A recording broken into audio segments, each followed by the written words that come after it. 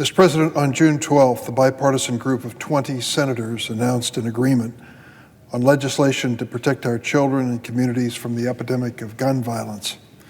In the days since then, this bipartisan group, led by Senators Murphy, Cornyn, Sinema, Tillis, and others, have worked to move this agreement forward. We took a test vote last night, our first Senate floor vote on the package. It was a strong bipartisan roll call. Let's be clear, this bill is a compromise. In a 50-50 Senate, you expect nothing less. It doesn't accomplish everything I want. It certainly doesn't accomplish everything which the Republican colleagues who voted for it want either. But the reforms and investments made in this bill represent an important step toward making our nation safer. It won't end gun violence, but it will help to reduce the number of shootings and killings, which number about 100 Americans each day, and end perhaps guns as the leading cause of death among our children. Let me highlight a few important provisions. $250 million in grants for community violence intervention programs, which have shown great promise in communities in my state. This would double the current annual Justice Department funding for these programs. The bill makes dramatic investments in mental health infrastructure, providing billions of dollars in school and community mental health grants and behavioral health clinics.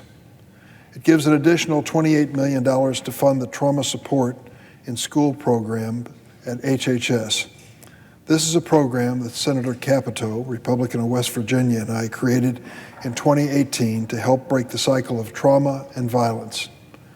The bill also provides $750 million in burn JAG grants to help states administer crisis intervention programs, like the Extreme Risk Protection Order laws in Illinois and 18 other states.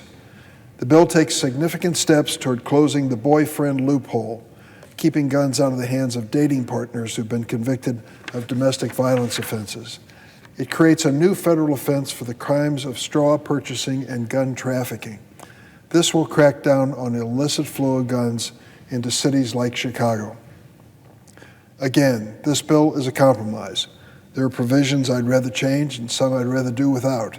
But overall, it marks the most significant gun violence reduction legislation in nearly 3 decades.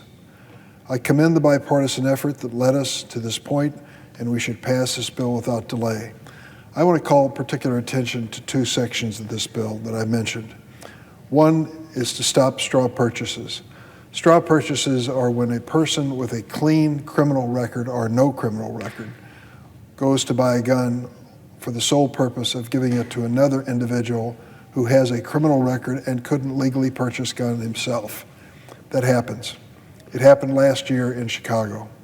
There was a straw purchase of a gun, and the gun was handed to a felon who turned around and used it to kill a Chicago policewoman named Ella French. Ella French was 29 years old. She was a remarkable young woman. She had a great future ahead of her, and she was unfortunately shot and gunned down with a straw purchase gun. The same gun was used against her partner in his police vehicle. He lost the sight in one eye. He survived. But that just shows you that these straw purchase guns are being used by people against police and innocent people on a regular basis. We need to make straw purchasing, buying a gun with a clean record to hand over to someone who has a felony conviction, should be treated as a serious violent crime. This bill does that. The second thing that we desperately need is to deal with counseling. Now, I know there's a traditional political argument where Republicans say guns are not the problem, it's mental health or other issues, and Democrats say it's guns, and if you don't include guns in the package, you're not going to get the job done. My view, it includes both. You have to believe that if half of the gun deaths in America each day are suicides, that the people who are the victims of those suicides needed at least some point in their life mental counseling. This bill provides counseling, and I hope it comes in the nick of time for people to turn their lives around and to restore hope in their future so that they don't resort to the desperate decision towards suicide. But mental counseling for them is important. Secondly, of course, we read about the mass shooters at theaters and supermarkets and schools, and we realized that they too should have been counseled at some point in the hopes that you could try to divert them from this vicious path that they are about to follow. That's an important issue. The third group is one that I'm more familiar with. Those are those people involved in gun violence in our cities like Chicago and St. Louis and so many other cities. These are young people who have diverted their lives away from what we consider normal because of a traumatic experience. Now, trauma is more than physical trauma.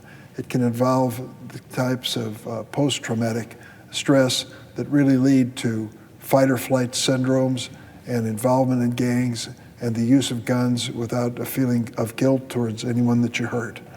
These people need help, and we can reach them at an early age in schools. We might be able to turn their lives around. If we don't try, unfortunately, the violence will only continue in our streets.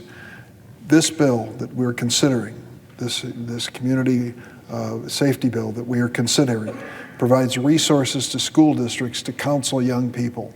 I think that's long overdue and desperately needed, not just for those who have been through serious trauma in their life, but for those facing other mental challenges. Our kids, many of them coming back to school after COVID, need a helping hand and someone they can counsel with. This bill starts providing those valuable resources. I believe it will make an important difference in the future of our country.